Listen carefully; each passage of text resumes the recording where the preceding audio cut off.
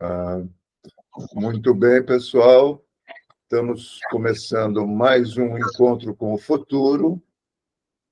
Então, vou passar para o Arnaldo para fazer a apresentação do nosso convidado de hoje. Arnaldo. Muito bem, bem-vindos. Hoje vamos escutar uma conversa sobre transição energética no mundo e no Brasil pelo Luiz Augusto Barroso. E já desde agora agradecemos ele pôde aceitar o nosso convite. O Luiz Augusto é formado em matemática, com graduação, mestrado e doutorado em matemática aplicada, no caso pela COP, UFRJ. Hoje, ele é o presidente da PSR, empresa de consultoria criada originalmente pelo nosso querido Mário Veiga Pereira, que muitos de vocês conhecem bem, e que eu tive o prazer de trabalhar próximo a ele, tanto quando eu estava na Promon, como na Aulad e depois no BID. O Luiz Augusto também é pesquisador associado da Universidade de Comillas, em Madrid, foi presidente da EPE, empresa de pesquisa energética, ligada ao MME, e também visitante na Agência Internacional de Energia. Nós nos encontramos naquele evento no Chile, que eu mencionei há 2 semanas atrás, que foi uma reunião para discutir o documento que, no final, a agência publicou no final do ano passado, pela primeira vez usando os modelos da agência do Brasil para vários outros países da América Latina.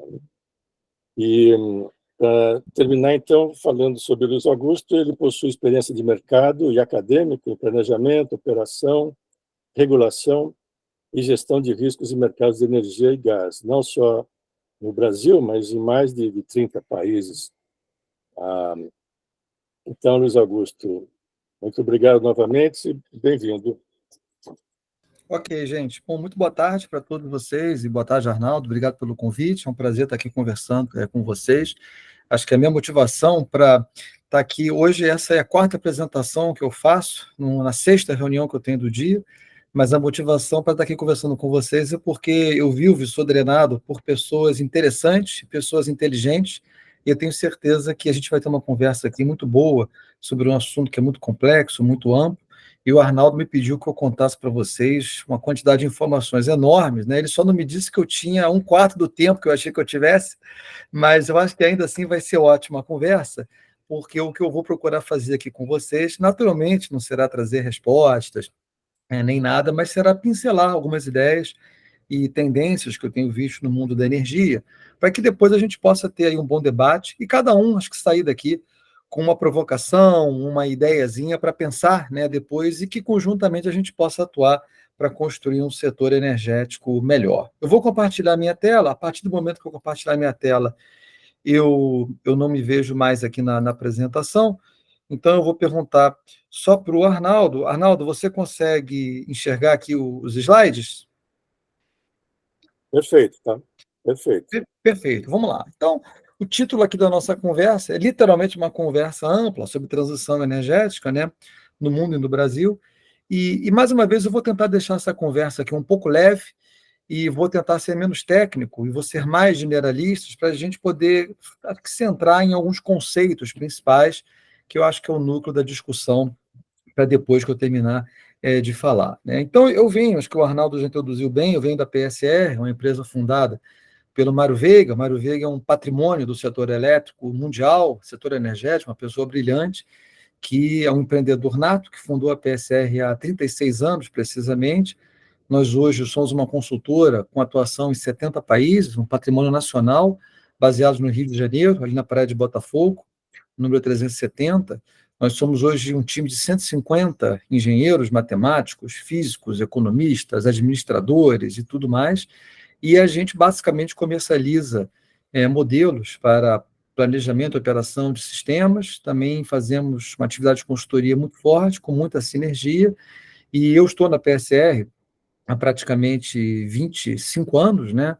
Toda a minha história, e trabalho bastante com o filho do Gerson Kelma, que certamente vocês conhecem, o Rafael Kelma, que é diretor executivo da empresa junto comigo.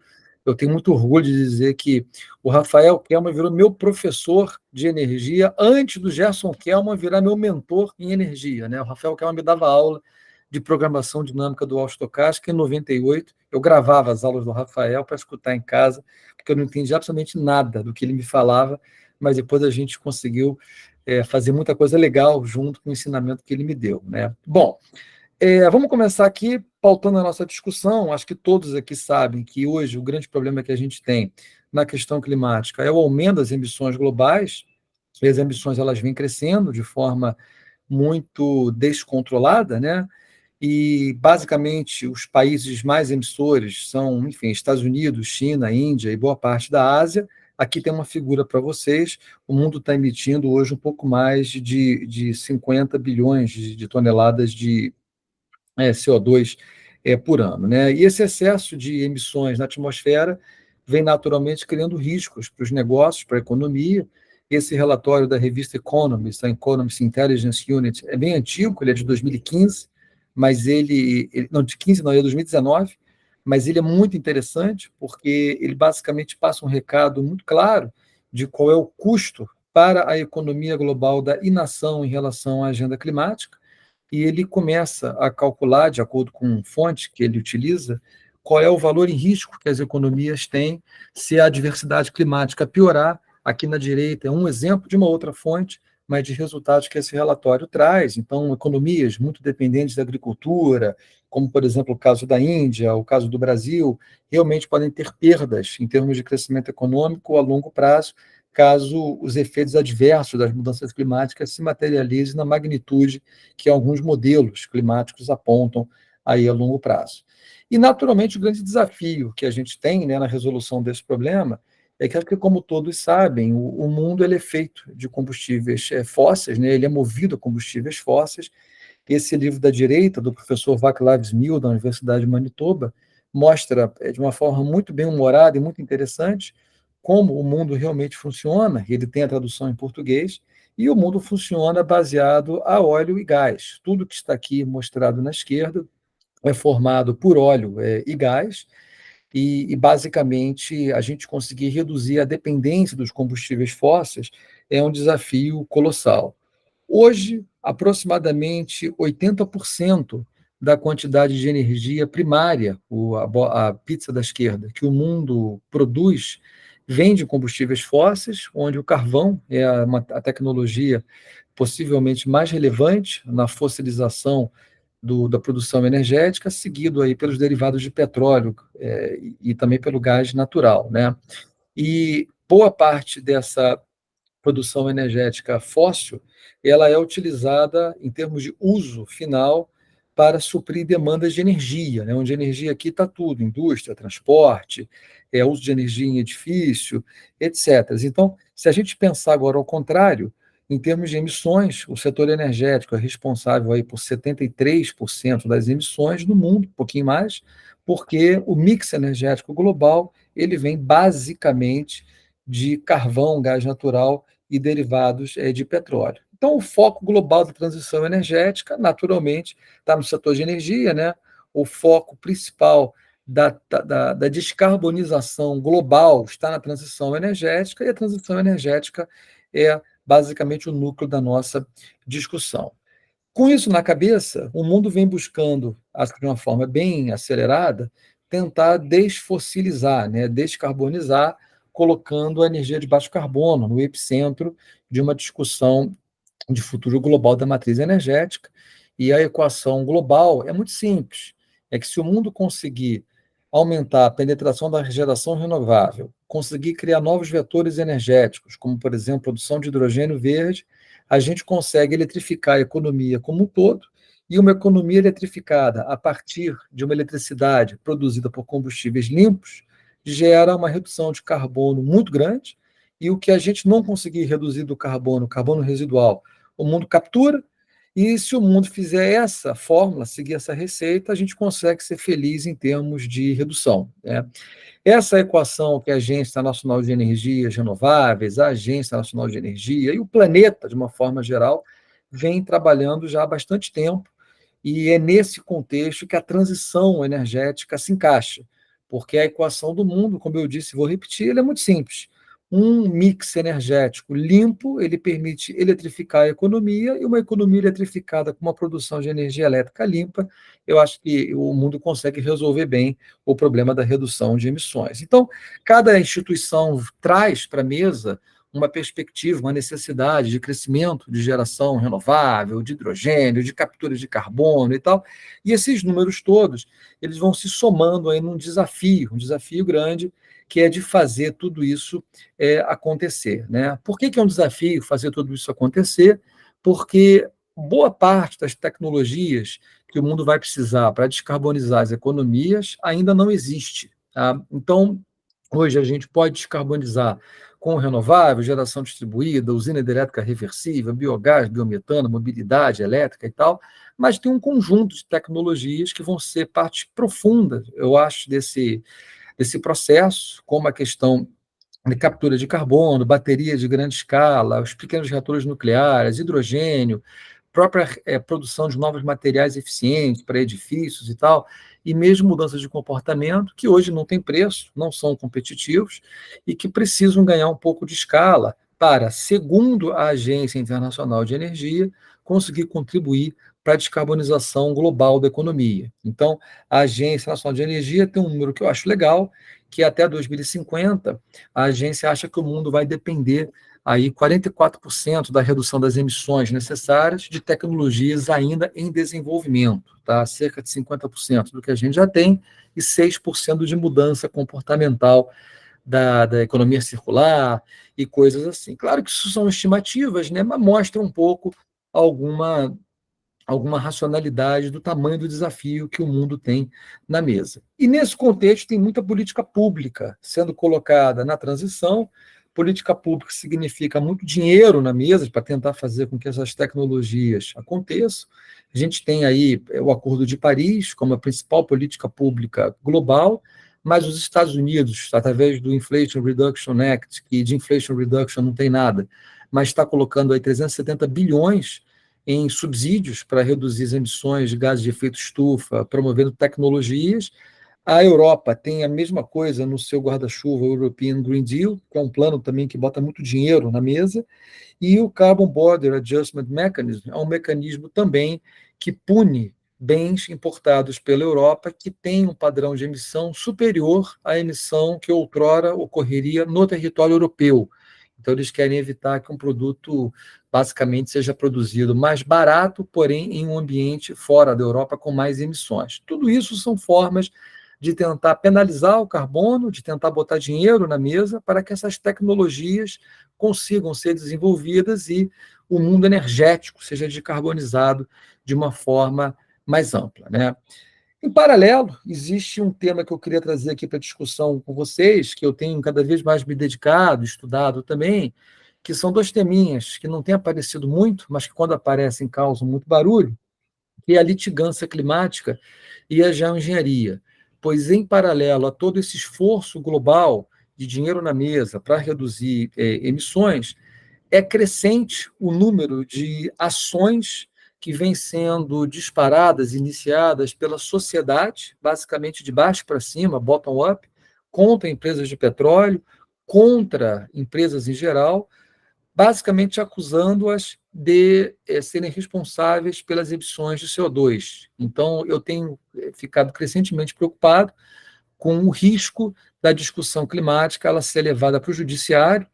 O judiciário brasileiro, no STF, por exemplo, já tem criado alguns precedentes de importância do assunto clima ser parte de renovação de licenças ambientais, de decisões de investimento e tudo mais.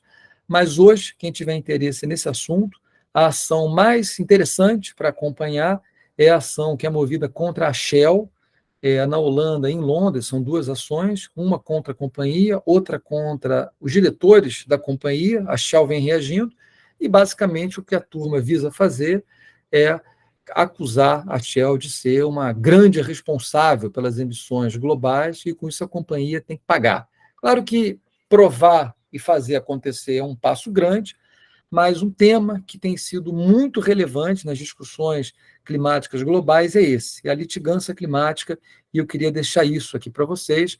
O que está por detrás desse conceito é que, se essa discussão for para o judiciário, as empresas serão obrigadas a mudar o seu comportamento corporativo e social. Isso, de fato, tem acontecido.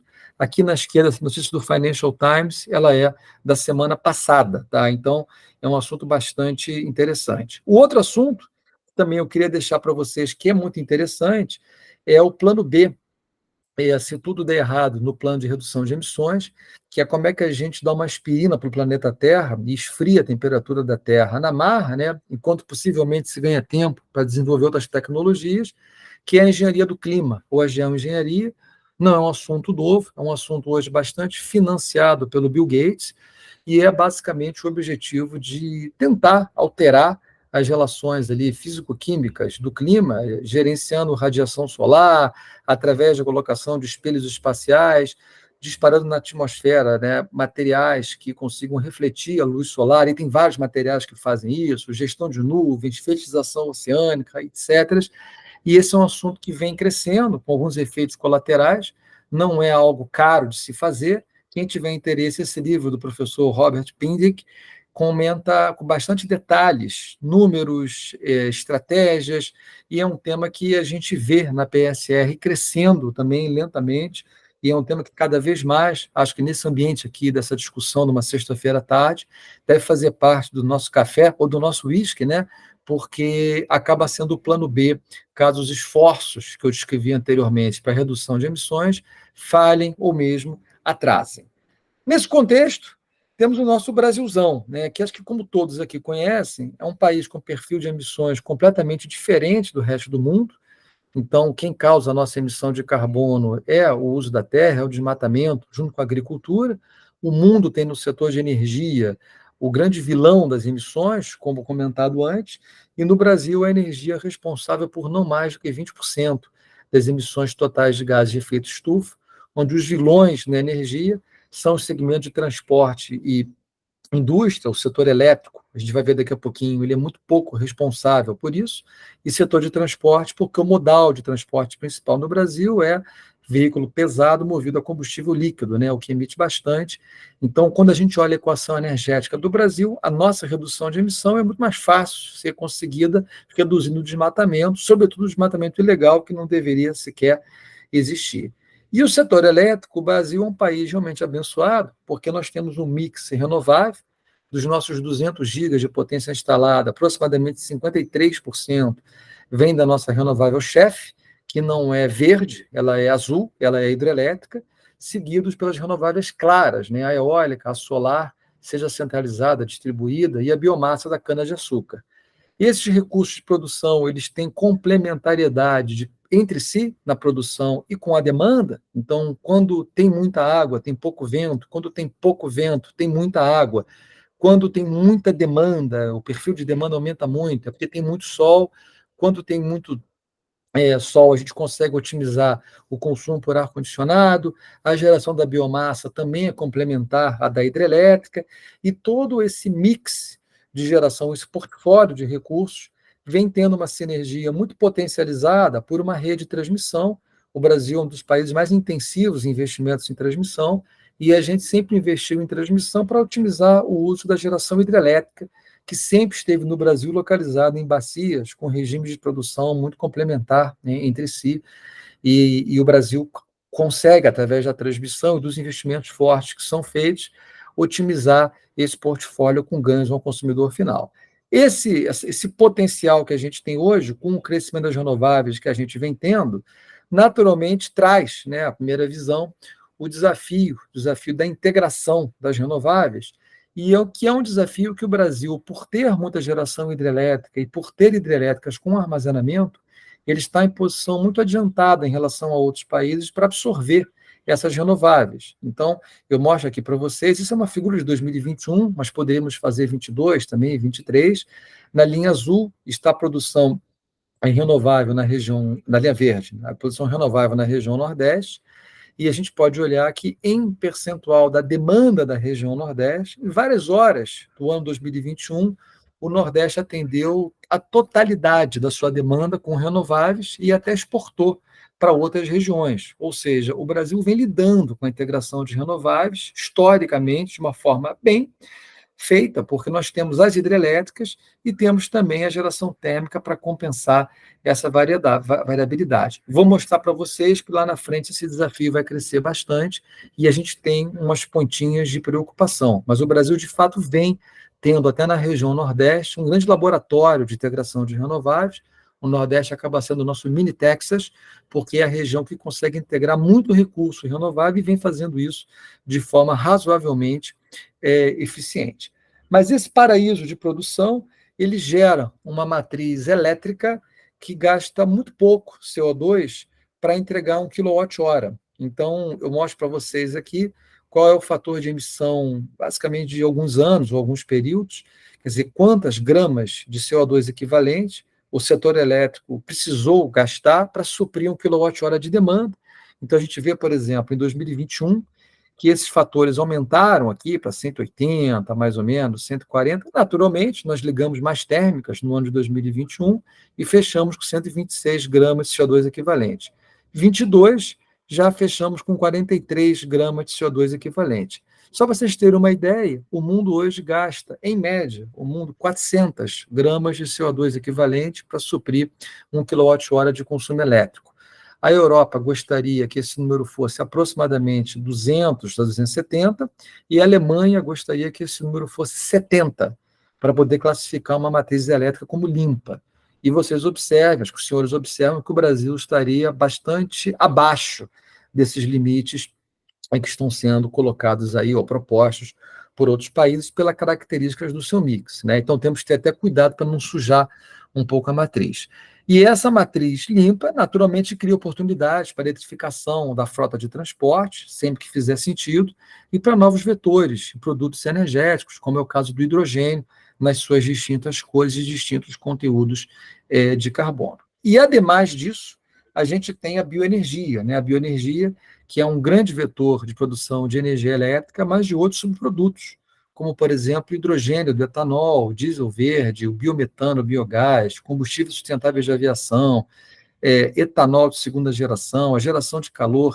A biomassa, ela é um produto polivalente no Brasil e que pode ser utilizado para muito mais coisa do que somente produzir açúcar e etanol. E essa economia da biomassa, a economia da bioenergia, ela é de grande interesse global, principalmente na produção dos combustíveis sustentáveis de aviação, que é uma solução drop-in, quer dizer, é só você adicionar ao combustível que você tem, ao tanque do avião que você tem ali, você não precisa adaptar motor, equipamento, nem nada, e há muito interesse hoje em dia nessa tecnologia, e onde o Brasil pode ter aí um grande protagonismo, né?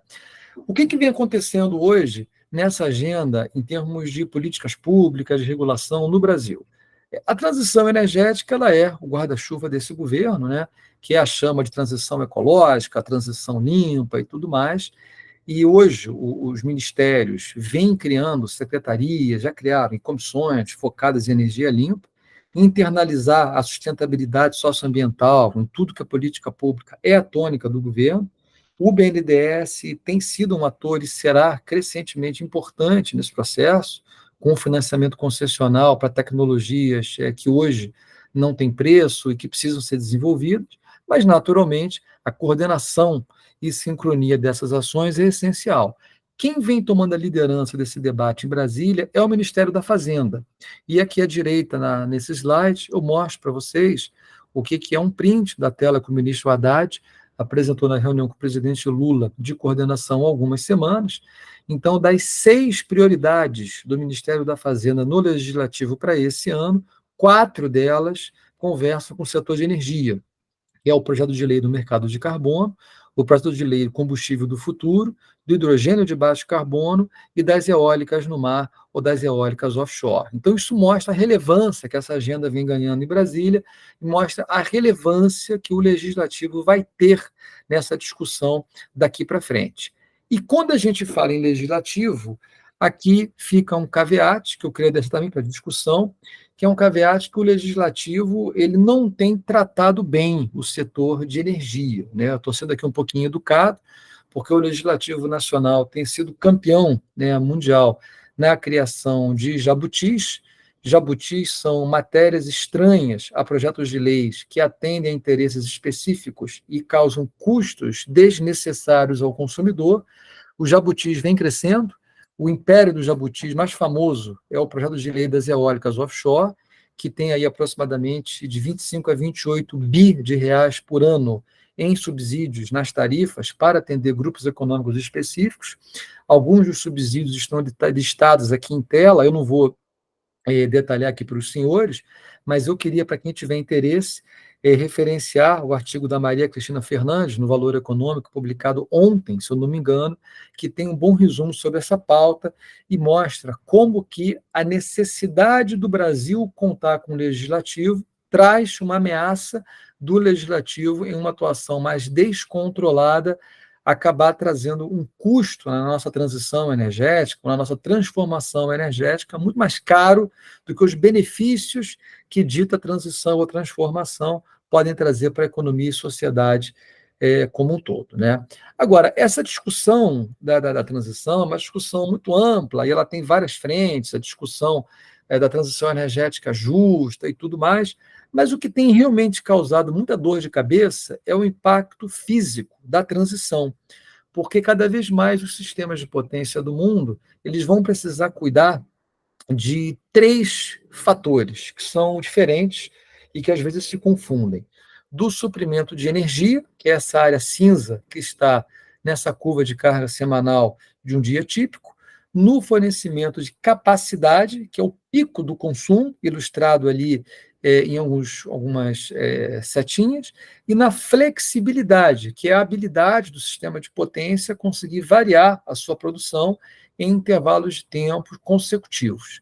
A necessidade de potência, flexibilidade e energia, sobretudo flexibilidade, tem sido uma tônica mundial com o crescimento das renováveis, pelas características que as renováveis têm de ausência de controlabilidade e de maior volatilidade na sua produção. Até muitos chamam as renováveis de tecnologias intermitentes ou imprevisíveis. Eu não gosto desses nomes, porque eu acho que você tem previsibilidade, mas em horizontes de tempo mais curto, né? Não horizontes de tempo longo.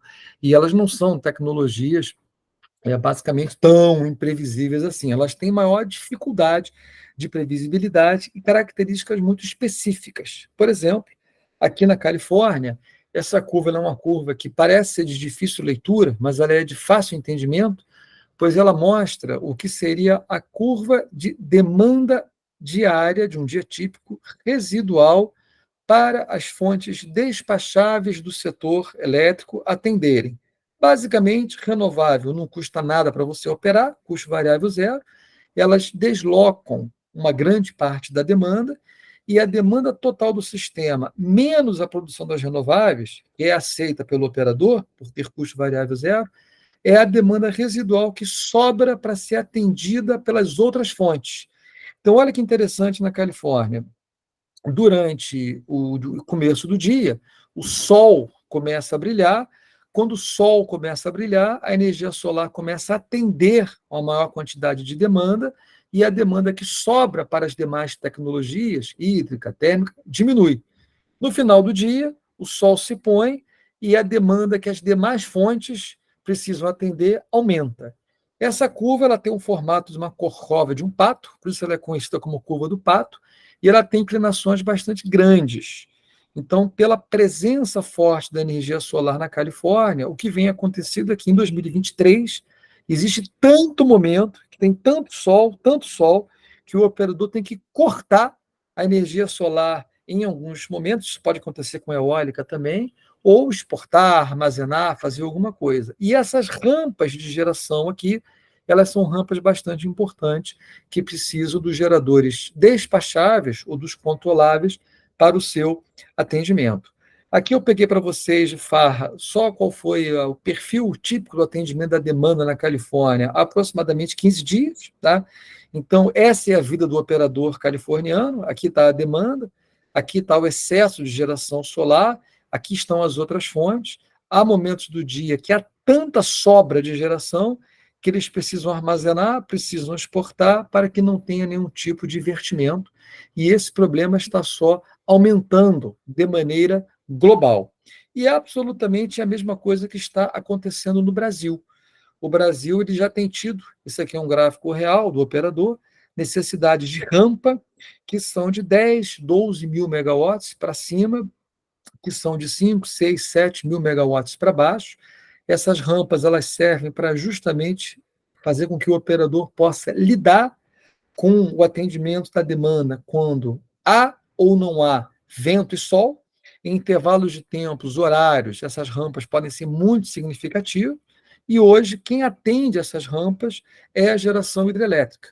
A geração hidrelétrica, historicamente, vem fazendo esse papel de conseguir cobrir o buraco deixado pelas renováveis, quando naturalmente não há vento, quando naturalmente não há sol, e as hidrelétricas fazem isso porque elas têm energia armazenada, elas têm armazenamento, e as baterias de água, elas são recursos fundamentais para fazer esse jogo. O que tem acontecido em etapas mais horárias no Brasil? A nossa curva do pato está chegando, né? Ela é diferente de dias úteis para dias não úteis, né? Fim de semana é mais pronunciado, mas aqui está, por exemplo, 2023, como é que o operador teve que atender aqui a demanda residual em alguns momentos do dia, principalmente na ponta do dia, quando há menos sol, as rampas passam aí, vai de 50 GB para 65 GB, são 15 GB de rampa que o ONS está tendo que lidar para cima e uma quantidade muito expressiva que ele tem que lidar para baixo também quando a geração solar vem. A geração eólica é menos causadora dessas rampas, porque a imprevisibilidade dela, né, ou a menor previsibilidade, é em uma escala temporal um pouquinho diferente, mas a geração solar é quem causa essa variabilidade toda, né? Fatores que vêm deixando, acho que o sistema brasileiro um pouquinho preocupado nessa tarefa. Primeiro, mudança climática. Existe um grupo de cientistas que formaram basicamente um time chamado World Weather Attribution, que vale a pena vocês darem uma olhadinha, que esse grupo ele ganha vida, né, ou passa o tempo, analisando se os eventos climáticos globais foram causados por eventos climáticos ou por mudança climática, e a mudança climática tem sido frequentemente a responsável, segundo as investigações desse grupo, pelos eventos climáticos do mundo. Então, a última análise que eles fizeram, que tange o Brasil, foi perguntar se essa seca que houve na Amazônia, agora a partir de setembro do ano passado, foi El Niño ou foi mudança climática, e concluíram que foi mudança climática. O Brasil, que veio aqui de 2022 e 2023, anos hidrologicamente, isso aqui é energia natural afluente, em percentagem da média histórica, anos bons, teve agora um período úmido muito ruim, choveu aí aproximadamente 40% a menos da média histórica, isso é bastante severo, né? E o que a gente vem observando é que as mudanças climáticas vêm afetando a quantidade do fluxo de água que entra nas nossas baterias, e que são as baterias das hidrelétricas, que são usadas para suprir aquela variabilidade da produção que eu comentei nos slides anteriores. Adicionalmente a isso, eu trouxe essa foto aqui por uma coincidência, eu vi o nome do Gerson aqui conectado, mas acho que essa reportagem é muito boa, o Gerson tem sido muito focal, o Gerson Kelman, nosso ex-diretor-geral da ANA e diretor-geral também da Agência de Energia Elétrica, né, a ANEEL, as restrições hidrelétricas para os usos múltiplos da água vêm crescendo, e essas restrições hídricas, que no fundo demandam uma melhor governança pelo uso da água, vêm limitando cada vez mais a capacidade do operador do sistema usar os reservatórios para fazer esse peak shaving, né? Há muito tempo o Gerson alerta sobre isso, mas esse assunto vem crescendo de relevância e vem limitando bastante a flexibilidade operativa das hidrelétricas no atendimento a essa variabilidade da carga como um todo. Como resultado, se a gente soma curva do pato com restrição hídrica, com mudança climática, o Brasil já tem tido uma variabilidade grande dos preços de energia em base horária no mercado spot. Então, no ano passado, tivemos já um acréscimo de preços que seria impensável há alguns anos, né? Particularmente me chama muita atenção que na região Nordeste, quando os reservatórios chegam ali um pouquinho abaixo de 60%, a Agência Nacional de Água já tem algumas regras operativas específicas, ou seja, já há uma preocupação com a preservação da água, com reservatório a 60%, o que é um nível de água muito elevado para a gente ficar preocupado em relação ao que a gente tinha no passado, né? No passado, o reservatório vazio podia chegar praticamente a volume útil zero, e aqui a gente está com muita preocupação com 60% de água no Nordeste, e isso tem criado uma volatilidade de preços aí no mercado spot em base horária. Tudo significa que no segundo semestre desse ano, essa situação se repita também. E essa problemática toda vem despertando uma série de estudos. Eu trouxe aqui um exemplo para vocês de um estudo que é público, que foi financiado pelo Banco Mundial e que foi liderado pelo meu professor, o Rafael Kelman, o filho do Gerson, onde basicamente o trabalho que o Rafael Kelman liderou foi analisar como é que o Brasil poderia, com todas as tecnologias que o país tem para a expansão, atender um futuro que buscasse neutralidade de carbono, maior eletrificação, considerando todas essas restrições na operação que eu comentei que a gente pode vir a ter no futuro, né? É um estudo muito rico, eu não vou apresentar para vocês os resultados justamente para motivá-los a ter a curiosidade de olhar, mas é um estudo, eu acho, interessantíssimo pela ótica do planejamento, porque ele começa a trazer respostas e provocações interessantes. Por exemplo, o Brasil pode ter uma matriz 100% renovável? O estudo mostra que sim. Ele mostra que é possível. Agora, o Brasil deve ter uma matriz 100% renovável?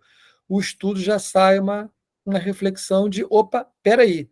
Por quê? Porque o estudo diz que não necessariamente o Brasil deve ter uma matriz 100% renovável se nós temos como critério de suprimento uma preocupação com a resiliência do sistema. Então, podemos nos livrar das térmicas? Resposta: mais ou menos. Embora você até possa, talvez você, como planejador, não deva. Por quê? Porque as térmicas elas servem como ativo de resiliência para o sistema em condições extremas. Então, a PSR ela vem aumentando o seu conhecimento sobre esse assunto, vem quantificando esse assunto, e embora até a resiliência não tenha sido parte desse estudo anterior, que eu comentei que o BID e o Banco Mundial financiaram, mas a gente tem feito uma série de outros estudos e temos estudado que mostram que efetivamente a preocupação com os cisnes negros traz à tona o que é talvez o teorema mais conhecido da gestão do risco, que é a diversificação do portfólio, e a diversificação da nossa matriz ela é fundamental para a gente manter a resiliência do sistema, né? Então, assim, em resumo, a gente, com mais restrição reservatório, menos capacidade de armazenamento, mais produção variável por todos os lados, tem uma mudança de paradigma na operação. Isso vem trazendo maior necessidade de reservas e flexibilidade operativas e rampas rápidas para o operador do Brasil e do mundo inteiro, e tem muita literatura sobre isso. Tá? Eu trouxe aqui o print de alguns artigos que a gente fez, mas tem muito material que vem estudando esse problema, porque esse problema não é um problema, não é um desafio, aliás, nenhum problema é um desafio, não é um desafio do Brasil, é um desafio global, com uma receita de solução que é praticamente global. Quer dizer, basicamente, é trabalhar com produtos de mercado e mecanismos de precificação que reconheçam os atributos, os serviços das fontes, trabalhar com maior granularidade de preço, mercados intradiários, novas práticas de planejamento e operação, como critérios modernos de requisitos de reserva, com componentes dinâmicos e probabilísticos, cootimização de serviços ancilares e energia, melhoria dos dados de entrada para planejamento e operação. E essa é uma agenda na qual o Brasil está inserido. O Brasil não está fora dela, o Brasil está dentro dela, através do Operador Nacional do Sistema, da empresa de pesquisa energética e de todo o arcabouço institucional que nós estamos aqui usando das qualidades da nossa matriz, do nosso mix, para nos inserirmos nessa agenda com as vantagens que o Brasil tem, que são muito significativas em relação a outros países, né? Então, aqui estão só alguns exemplos de adaptações de políticas públicas, regulação e desenho de mercados. Brasil, Colômbia, Chile, mas praticamente todos os países vêm atuando na modernização dos seus marcos legais, né? E a palavra-chave tem sido flexibilidade. A gente sempre pensa em flexibilidade em termos de recursos, mas eu adicionei flexibilidade em termos de marcos regulatórios e principalmente em termos de cultura institucional.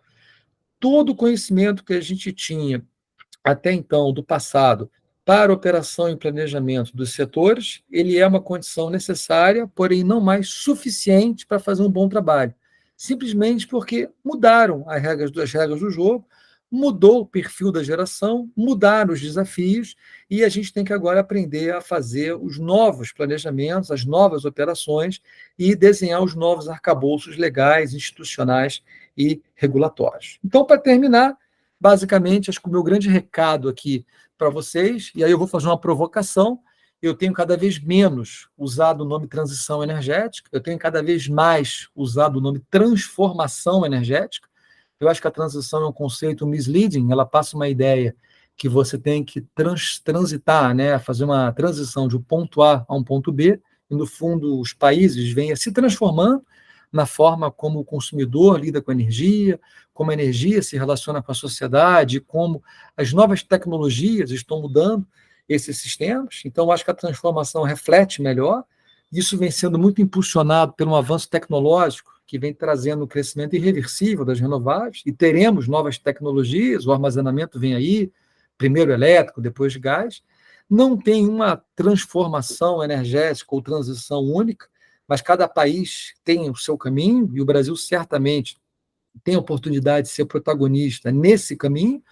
E o maior desafio, eu acho que do Brasil, o país hoje tem, ele reside muito pouco pelo lado dos recursos, como o relatório da Agência Internacional de Energia, que o Arnaldo apresentou, acho que na última reunião aqui para vocês, mostra. Quer dizer, os desafios do Brasil não estão pelo lado físico, os desafios do Brasil eles estão muito mais pelo lado institucional, pelo lado das reformas e da liderança que o Brasil precisa ter interna e externamente para gerar as condições que vão impulsionar essa competitividade, os investimentos e o crescimento.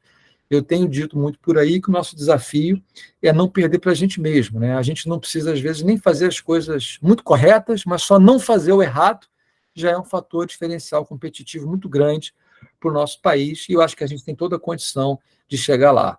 Bom, eu comecei às 18h02, são 18h42, estou dentro dos 40 minutos. Muito bem. Termino por aqui, gente. Muito obrigado. Obrigado, Luiz. Muito obrigado, Luiz, pela palestra, muito agradável.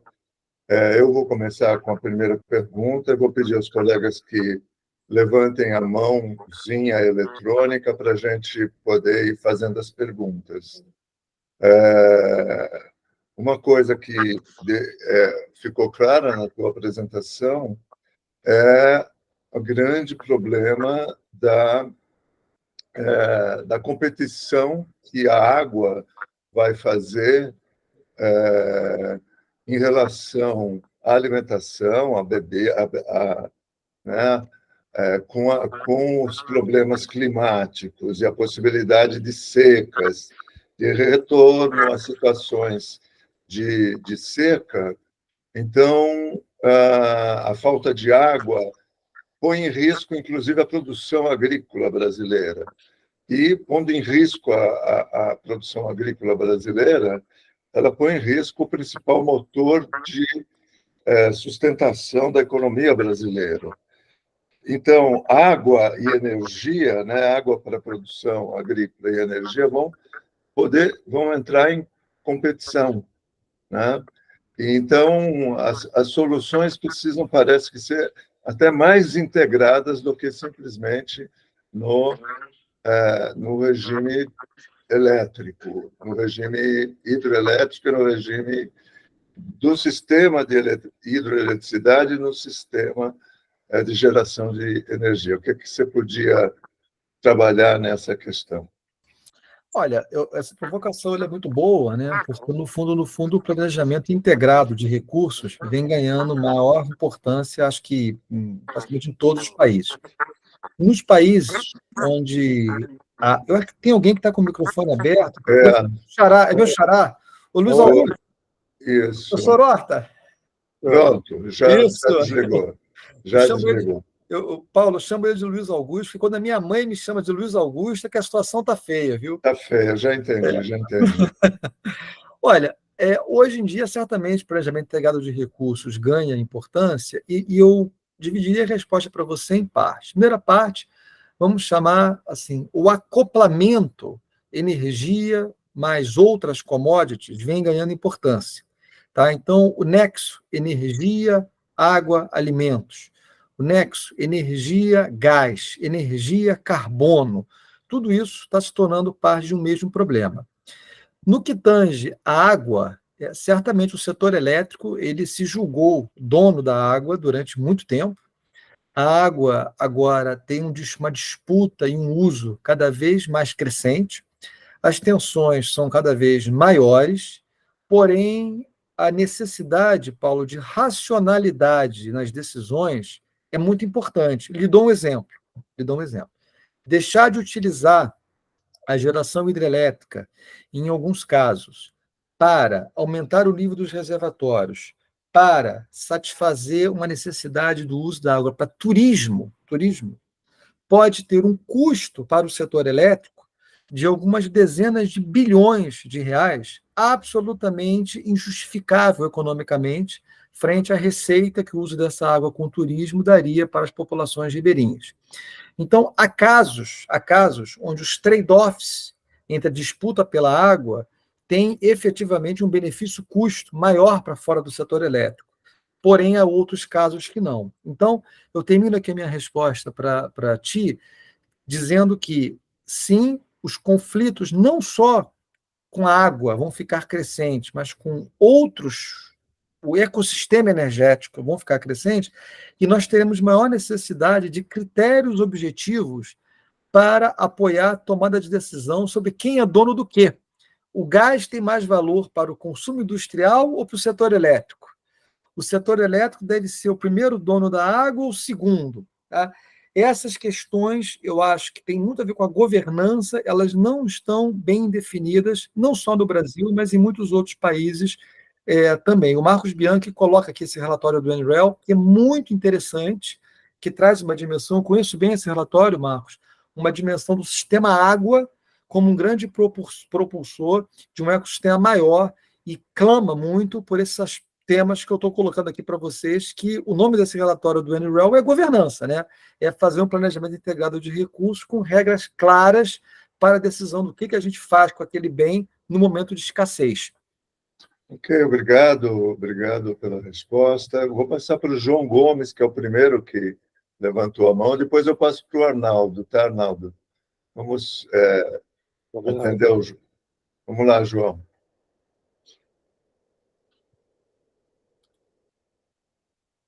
Abre o microfone, por favor.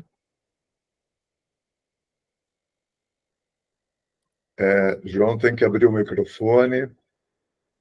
Onde está o João? Está ali. Você que tem que abrir o microfone, João Gomes.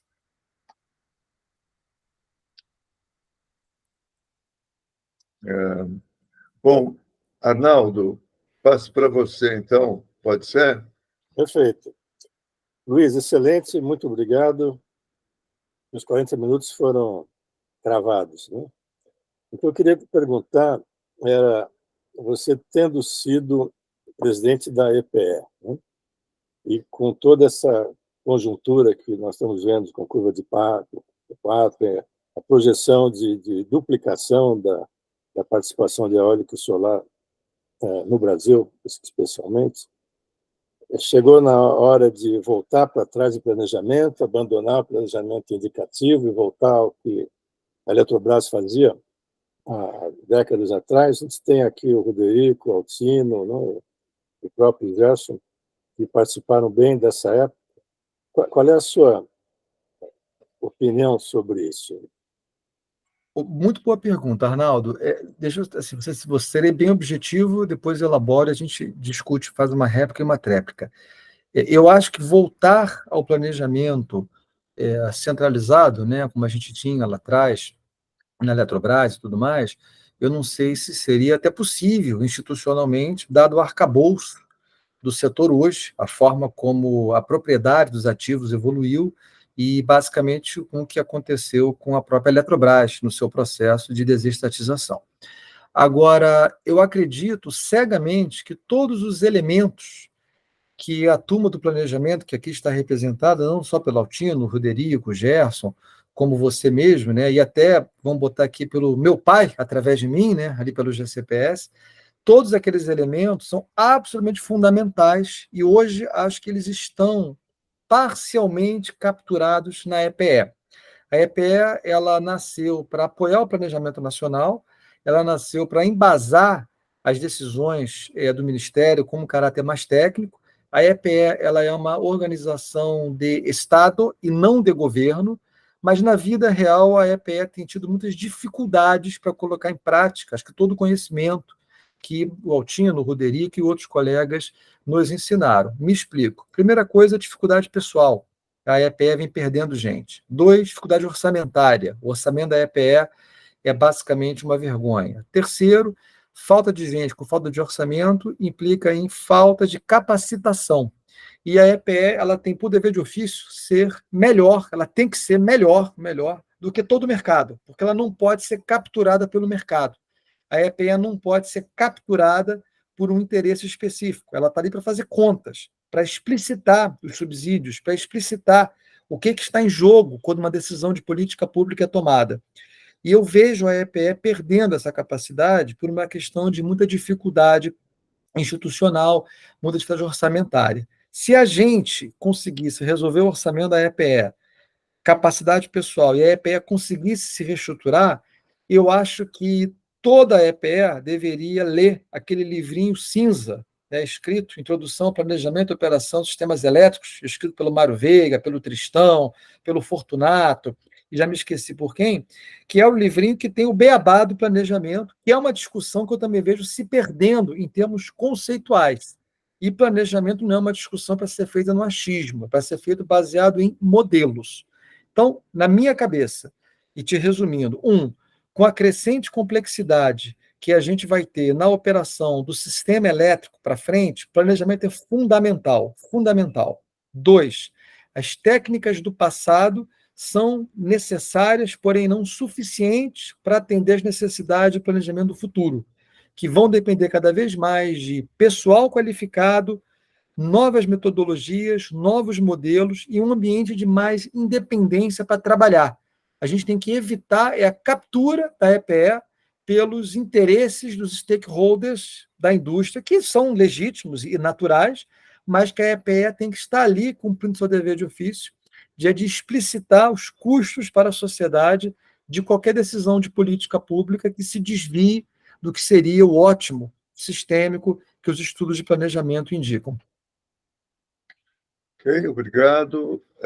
Luiz, João Gomes, pode abrir o microfone. Vou pedir que os colegas levantem a mão para fazer as perguntas. Eu vou fazer mais uma para o Luiz, enquanto o pessoal se prepara aqui. A gente viu, o Arnaldo apresentou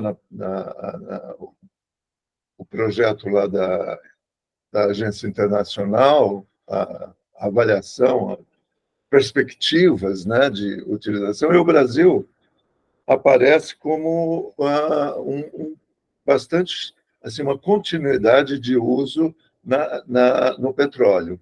Ele tem uma boa parcela no processo, vamos dizer, de continuidade e de mitigação, né, dos problemas climáticos. Ainda o Brasil deve contribuir por ter fontes bastante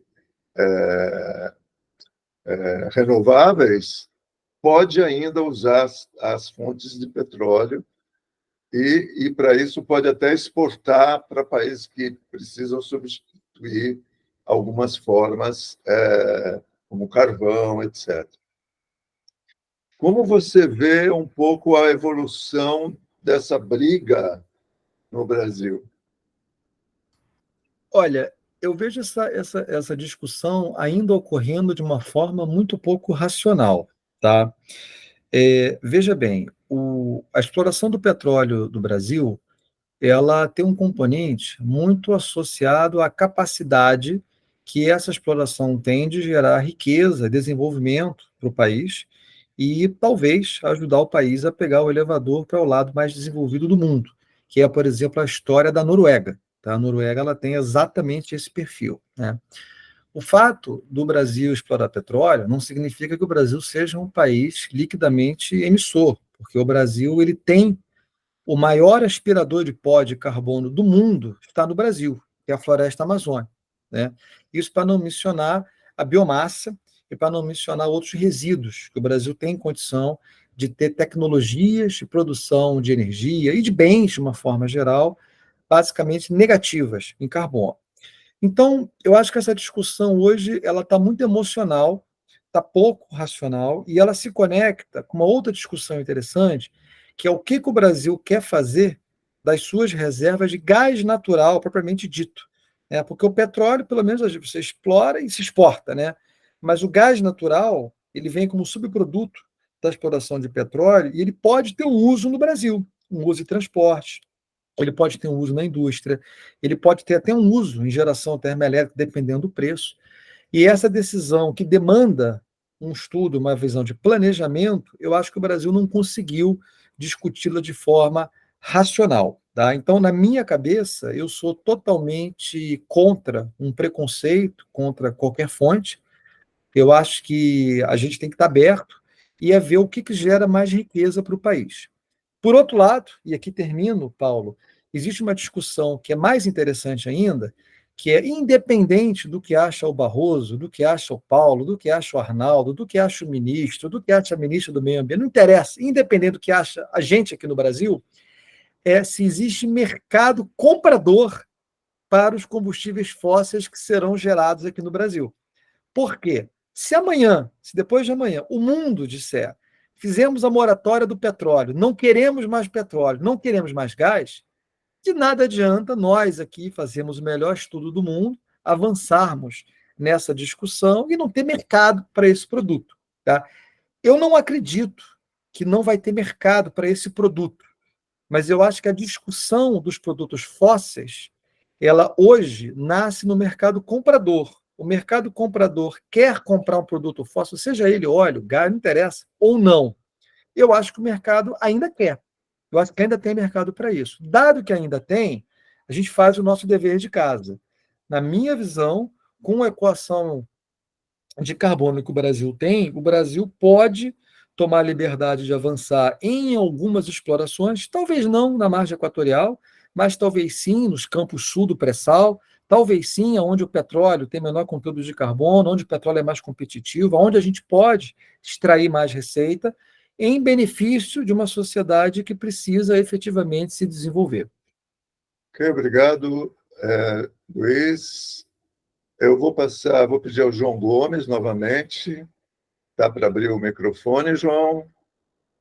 Bom, então vou correr enquanto o João tenta lá abrir o microfone, vou correr a lista aqui e passar para o Barrete. Por favor, Barrete. Boa noite, turma. Eu queria fazer uma pergunta aí para o Luiz Barroso, no caso, né? Sobre o futuro do fornecimento da energia elétrica no mundo, filosofando um pouquinho, qual a sua opinião sobre esse projeto de desenvolvimento do reator de fusão nuclear, que está lá na França sendo desenvolvida desde 2018, teve uma tentativa, e já tem vários países ali desenvolvendo tecnologias que são obstáculos aí à realização disso. Olha, ótima pergunta, tá? Eu acho que está longe ainda, tá? Eu acho que a gente está falando ainda de décadas para conseguir produzir em escala, e eu acho que junto com a fusão nuclear, Luiz, corre paralelo a captura e sequestro de carbono, né? Ou captura direta de carbono do ar. Também está longe, não está perto, mas eu acho que tem o mesmo grau de complexidade de desenvolvimento. Então, como novos vetores energéticos, eu sou mais otimista com as usinas geotérmicas de alta profundidade, que é basicamente você fazer um buraco em alguns lugares, mas esse buraco é muito profundo. Tem hoje tecnologia para explorar até 3 quilômetros, tá, embaixo do solo, e o aproveitamento energético, o rendimento energético, ele é muito superior.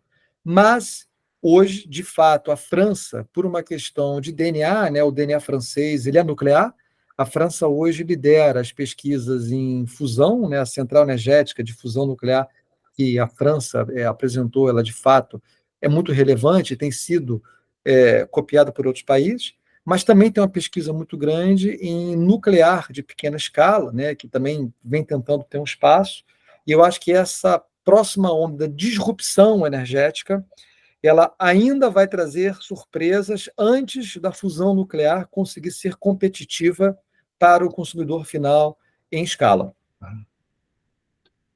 Muito bem. Ok, obrigado. Então, agora passo a palavra para o Ricardo Pinheiro fazer sua pergunta. Tem que levantar, abrir o microfone. Oi, Barroso. Gostei muito aí de tudo que você falou. Parabéns, é muito claro. Eu queria retomar a pergunta do Arnaldo, porque é preocupante.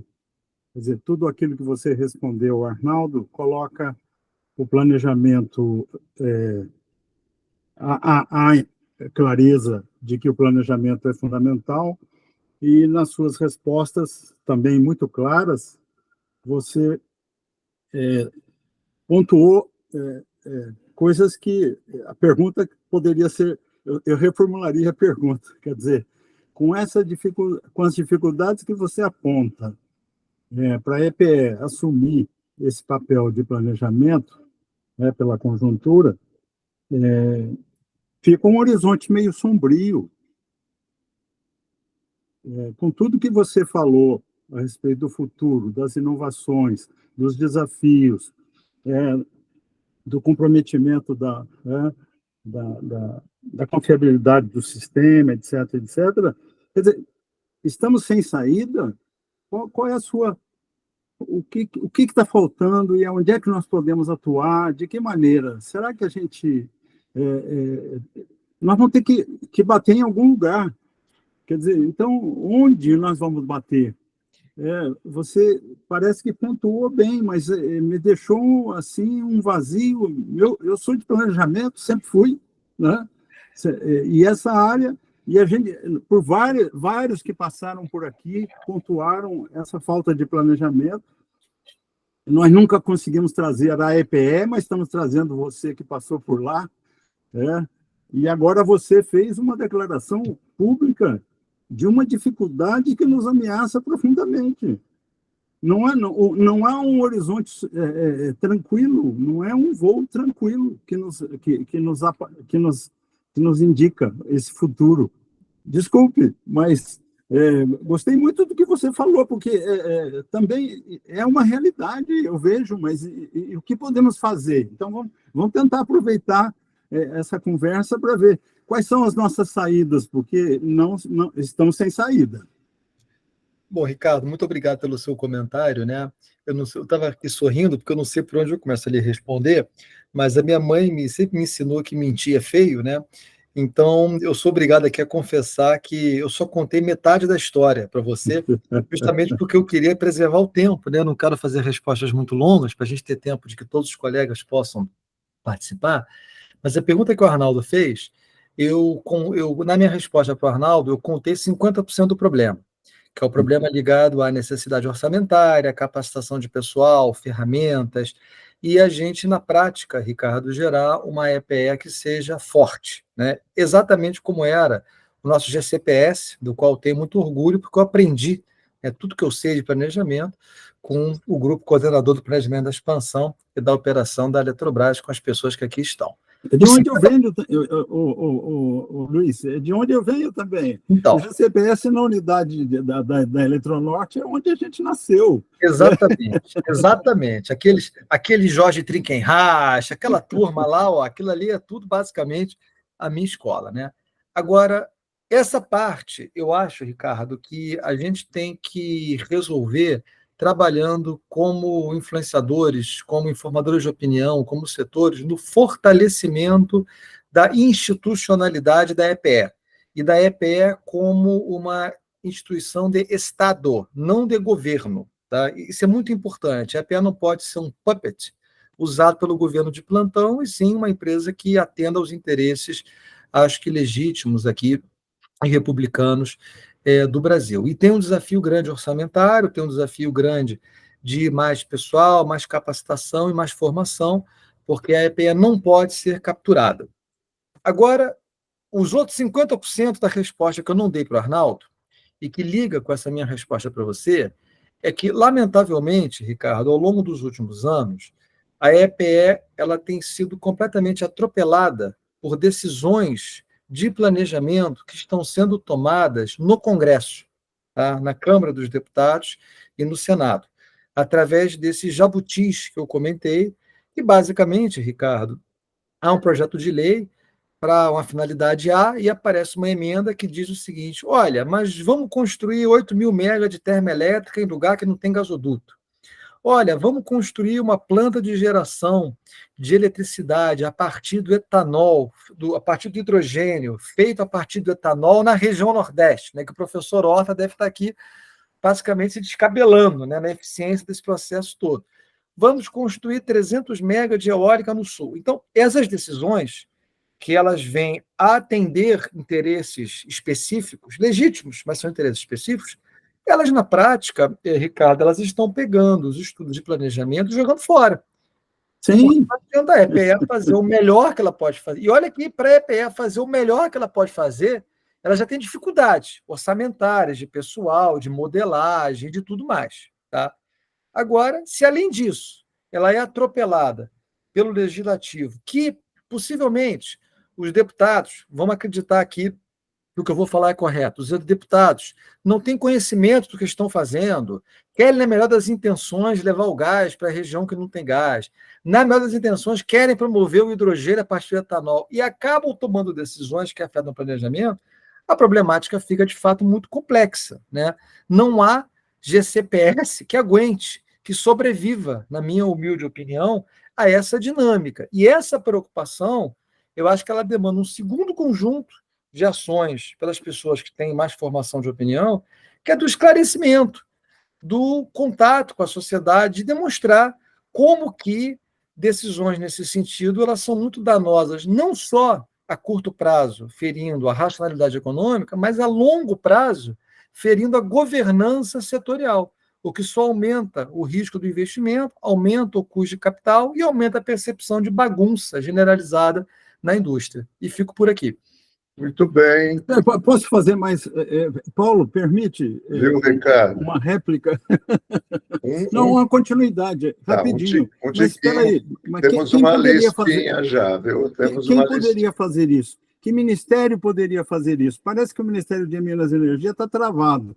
Se eu falar de Ministério de Planejamento, onde é que a gente pode pensar que essa ação, transformar a EPE numa agência de Estado? Não sei, você dá alguns sinais, mas espera aí. O Legislativo, Luiz, o Legislativo tem um corpo técnico fantástico.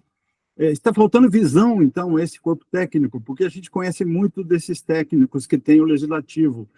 Mas a gente sabe como é que nascem as leis. Elas nascem por comandos, né? Então, os assessores ficam vencidos. Estamos indo para um buraco e qual é a nossa saída? Ricardo, vamos bater. O iceberg está aí na frente. Em prol da discussão, aqui para o Paulo, respeitar aqui o tempo do Paulo, o problema nem é como nasce, né, é como terminam as leis, e a EPE ela é uma entidade de Estado por definição, por missão, mas ela precisa de um melhor respeito, acho, pela sociedade, e de uma ação que a sociedade pode capitanear junto ao Ministério para resolver a questão orçamentária da EPE. E pode até vir a demandar uma alteração legislativa na lei de constituição e formação da própria EPE. Para parar por aqui. Muito bem. Passar agora para o xará do Luiz, o Luiz Augusto Horta Nogueira. Por favor. Completo. Bom, boa noite a todos, um prazer muito grande. Eu não perderia essa apresentação por nada. É um privilégio escutar o xará, escrevendo com competência, com esse humor que ele tem. Realmente, uma bela apresentação. Discordo, hein? Feito esses elogios de não são de praxe, eu discordo que a geoengenharia é alguma solução Você já reconhece que a captura do carbono é uma irracionalidade intrínseca. Você fazer a geoengenharia ainda é science fiction, está distante. E essa full electrification é má influência dos teus colegas da PSR, do Mário Veiga, etc., que são eletricistas em código. Falta um pouco de termodinâmica, porque a Agência Internacional de Energia já mostrou que existem setores da economia, setores importantes, que não podem abrir mão da energia química, de combustível, do que quer que seja. Não dá para imaginar, por exemplo, produção de cimento com eletricidade, produção de uma série de insumos importantes na sociedade moderna só com eletricidade. Isso é um viés muito eletricista. E esse reducionismo, de alguma forma, meu caríssimo amigo, pontuou a sua apresentação. Porque a PSR tem uma experiência invejável de poucas empresas do mundo na modelagem, simulação, otimização, e está perfeito, isso é muito bom. Mas o setor energético, nós sabemos que é muito mais. E a transformação, gostei, vou começar a usar essa palavra agora, ela se passa, naturalmente, com muito do setor elétrico, que vive um dilema aí, realmente transacional. O mercado elétrico está se enxugando porque a geração distribuída aumenta de uma forma expressiva, impressionante.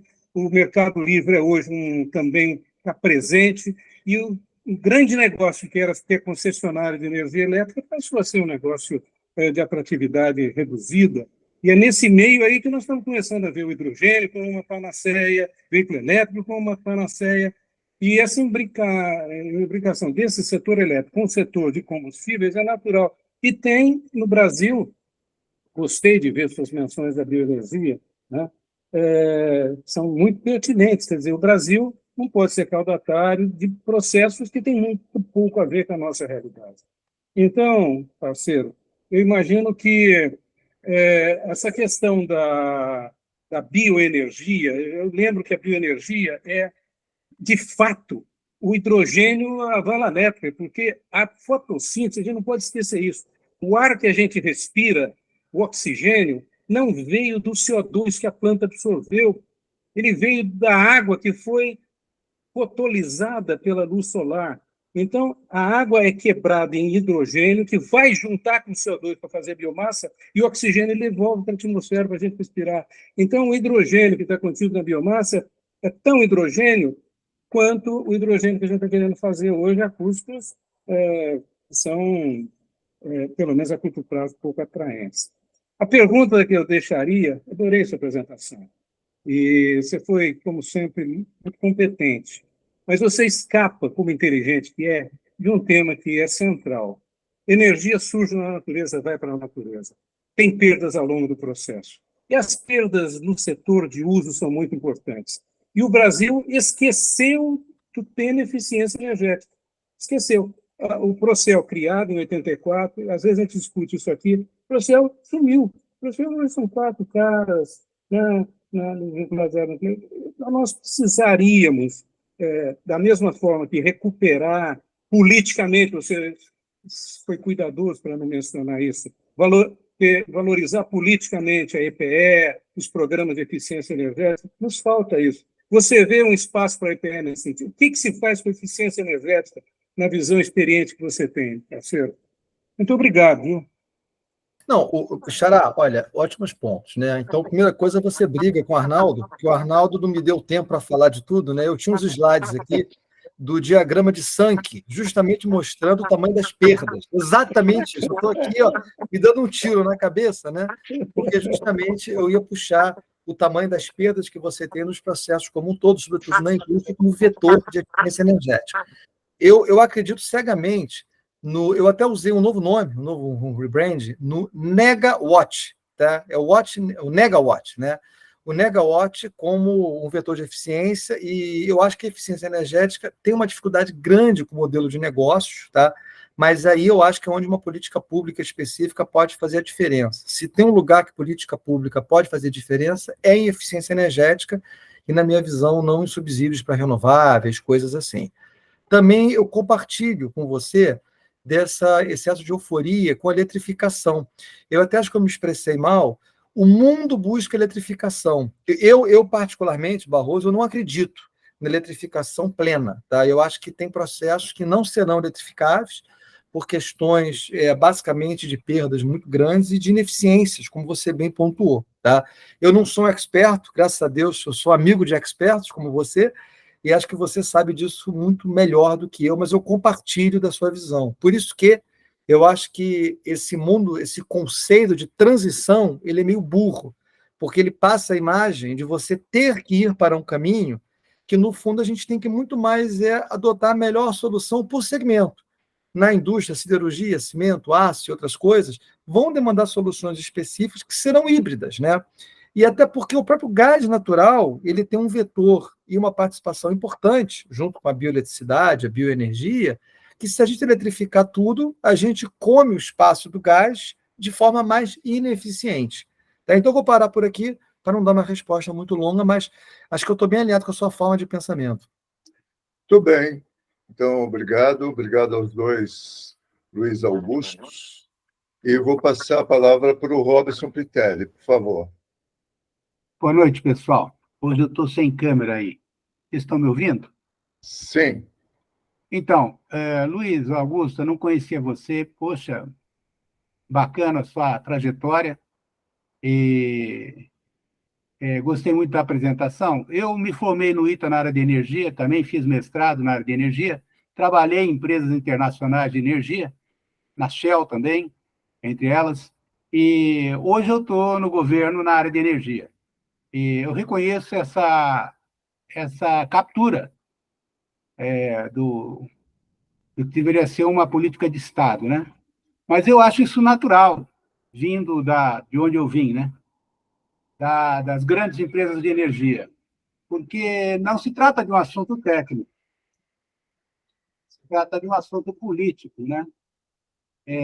No caso, a energia ela pode ser vista do ponto de vista técnico, porque o estado da arte permite a gente acumular, tabular informações, como a EPE faz e como a Internacional de Energia, né, também faz no mundo.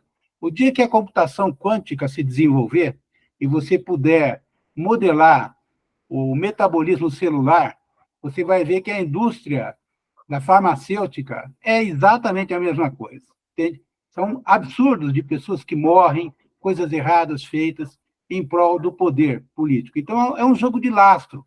A questão é quem vai se mover primeiro. E tem que ser os grandes, né? Porque os pequenos vão ser pisados. E os poderes dos governos estão todos capturados, não é só aqui. Os conflitos são mundiais, né? As pessoas se matam por um gasoduto. Então, nós estamos entre engenheiros, mas tem essa questão.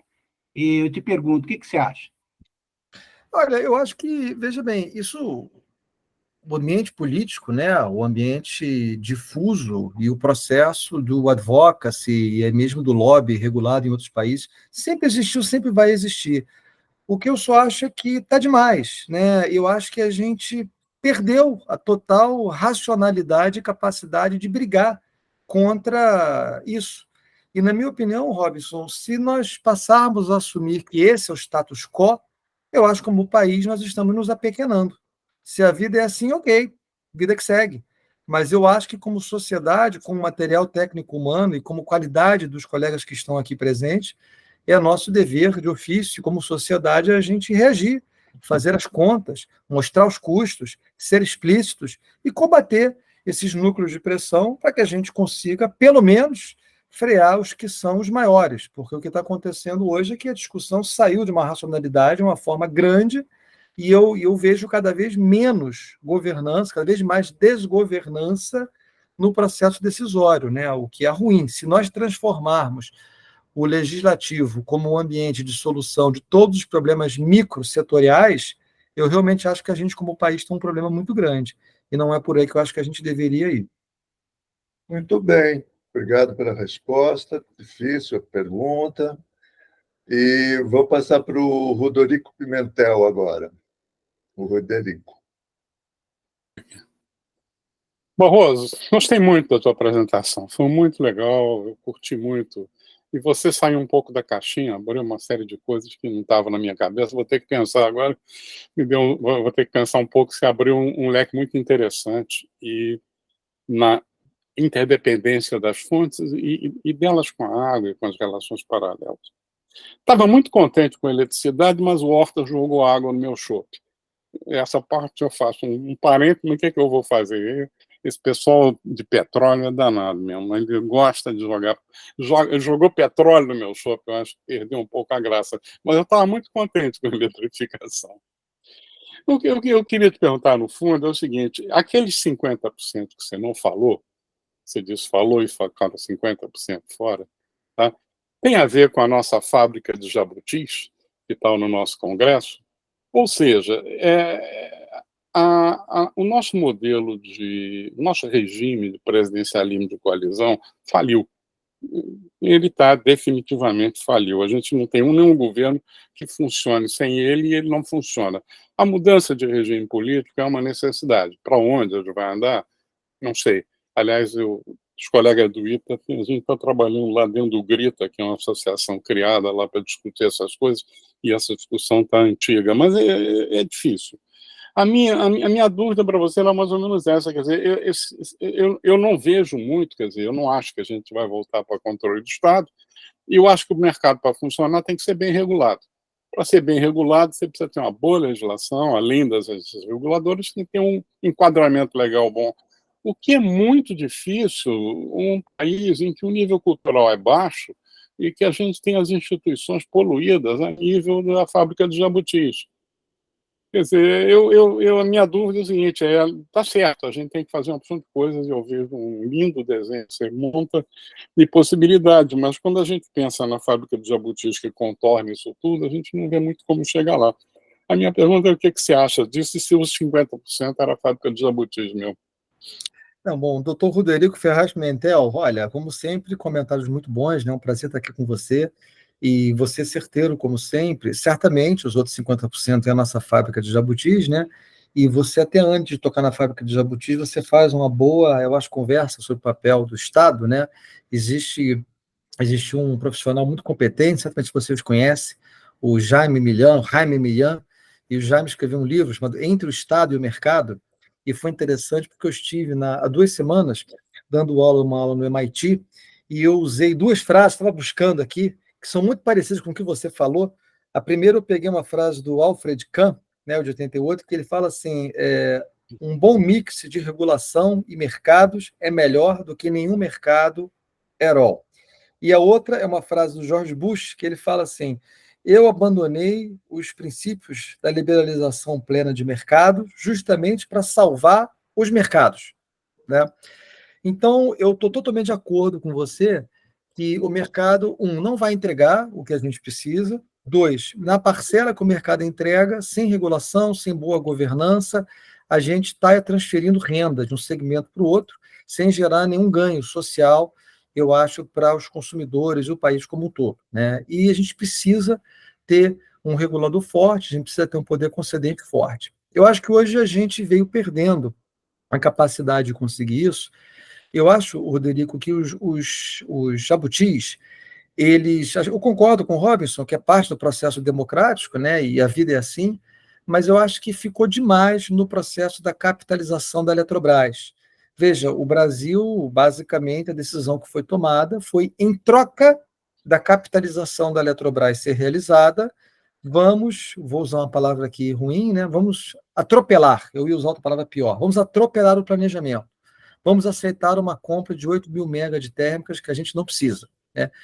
O dano dessa ação que foi tomada, ela é muito além dos 8 GB das térmicas que foram compradas, que serão compradas, né?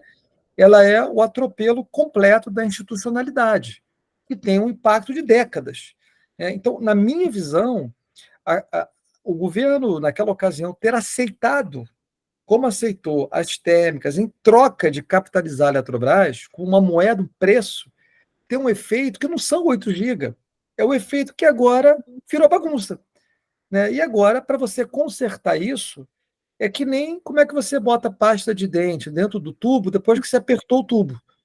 É muito difícil. A gente precisa de um movimento que tem que nascer em pessoas como o Robinson, que estão hoje no Ministério, que têm condição de, através do Ministério, puxar uma boa discussão, pautar um debate, levar um número e defender, que foi um pouco o papel que, por exemplo, eu tentei me prestar na EPE. Papel difícil, ruim, papel complicado e tal.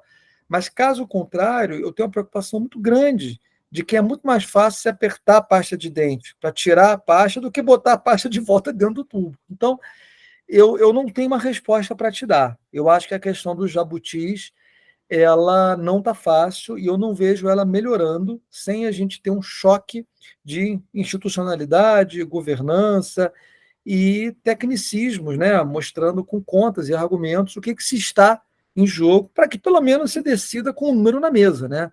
Porque 1 bilhão aqui, 1 bilhão ali, você soma tudo isso, vira dinheiro de verdade daqui a pouco. Ok, obrigado. Roderico, vou passar para o Altino, agora que está com a mão levantada, para a gente dar continuidade. Já estamos chegando ao final da nossa conversa excelente de hoje. Vamos lá, Altino, tem que abrir o microfone. Você que tem que abrir o microfone, Altino. Tem aí um microfoninho aí embaixo. Você clica nele, ele abre. Deu certo? Ainda não? Então, eu vou passar para o Arnaldo fazer a pergunta, enquanto o Altino vai tentando abrir o microfone. Vamos, Arnaldo? O Altino está com 2 imagens, não sei se isso está confundindo o microfone dele. Mas, enfim, deixa eu fazer a minha pergunta aí. Luiz, você que então teve essa visão internacional também, né? Você falou do Jaime Millan, que o Ricardo Pinheiro também conhece bem, nós trabalhamos juntos, os três, no BID durante muito tempo, e às vezes as ideias no Brasil são legítimas e criativas e inovadoras, mas às vezes deixam de ver o que está acontecendo fora, em vez de... Não é ruim copiar o que existe fora, né? Desde que seja analisado e seja bom. Nessa conjuntura, você tem visto alguma coisa fora do Brasil que possa ser incorporado nesse processo, que possa servir de exemplo e ajudar? Muita coisa. Eu acho que muita coisa, Arnaldo, que acho que a gente pode ter uma boa experiência e muita coisa que a gente pode também aprender a não fazer, né? Porque não é tudo que se faz lá fora que é transportado para cá. Eu acho que o que eu, por exemplo, vendo como consultor, sempre que eu trabalho num país novo, é o que esse país novo pode aprender com as idiotices que os outros países já fizeram, né? E tem muita idiotice feita por aí. Mas eu acho que no campo da modelagem matemática tem muito avanço legal, modelagem de ferramental computacional. Eu acho que no campo de, Arnaldo, satélites, tá? O uso de satélites como tecnologia para monitoramento da interface água, energia e alimentos, tem muita coisa interessante. Acho que tem muita tecnologia boa para olhar o mundo do meu xará Luiz Augusto, que é o mundo da bioenergia, o mundo da eficiência energética, o mundo de você tentar extrair mais novos vetores, né? E acho que tem também muitas práticas regulatórias novas que vêm sendo colocadas. O que o Brasil não tem que, na minha opinião, aprender com o mundo lá fora? É que o mundo lá fora está subsidiando tudo loucamente. Então, o Brasil não tem dinheiro para fazer um IRA, o Brasil não tem dinheiro para fazer um European Union Green Deal, nem nada.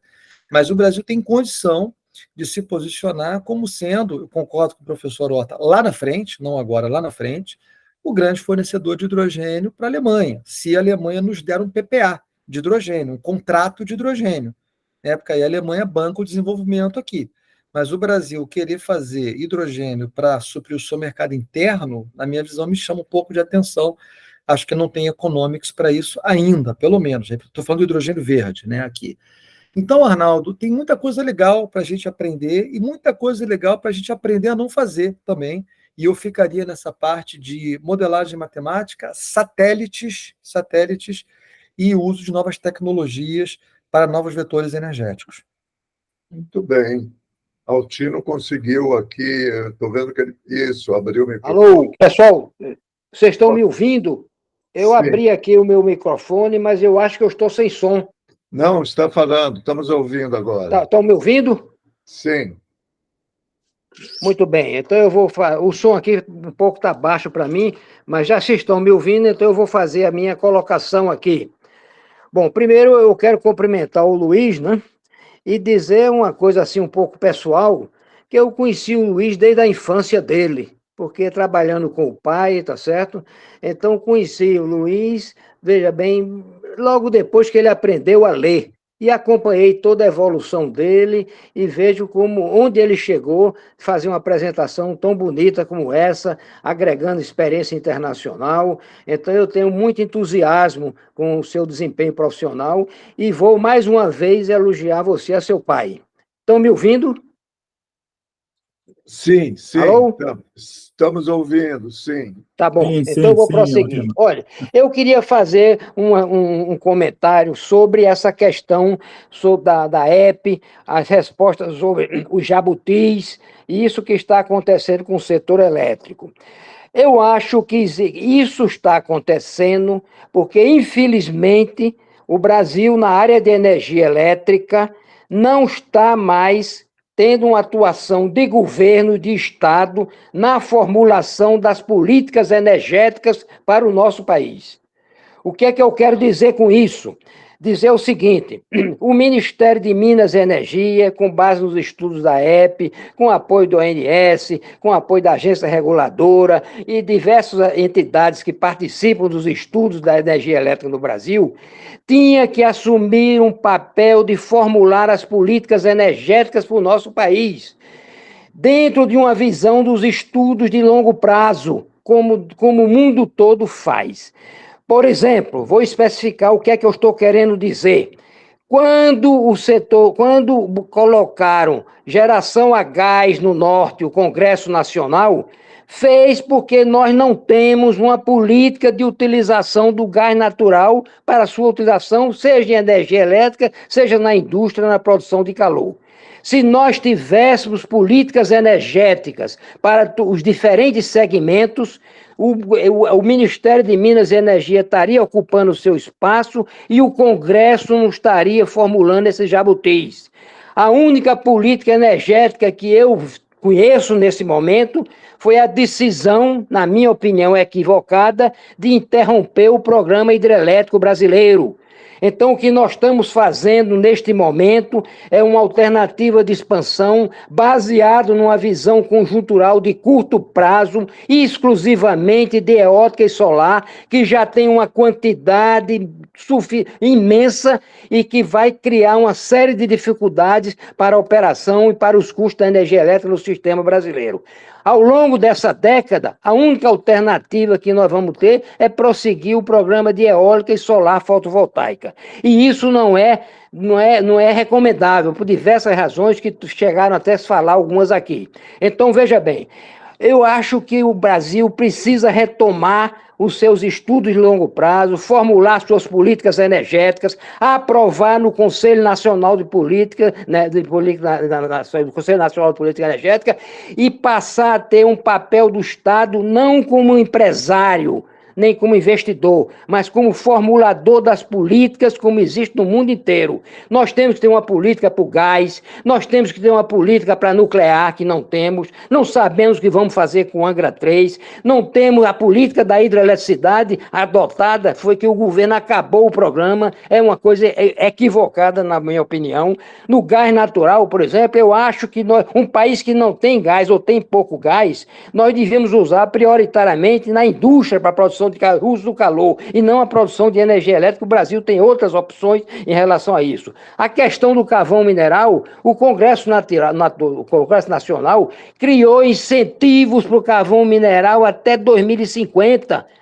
Como é que o Brasil faz uma coisa dessa diante do que está acontecendo dessa transição energética e mudanças climáticas? Passa por uma coisa dessa. Nós temos que ter uma política para o carvão mineral. Vamos usar somente quando se desenvolver, do ponto de vista técnico e econômico, a captura do CO2 emitido pela queima do carvão. Se é que vai se conseguir isso em algum momento, que os sinais atuais não é nessa direção.